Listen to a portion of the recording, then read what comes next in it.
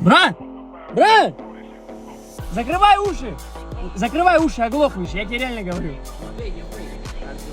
Ничего, брат, узбек, все равно уши закрой. Уши просто. Да, и второе тоже. Закрывай. Второе. Брат, сейчас попробую объяснить, секунда. Вот так сделай, брат. Ты вот так сделай. Да, вот так. Брат, иди сюда. Вот так. Ты сделай себе. Ладно, я понял.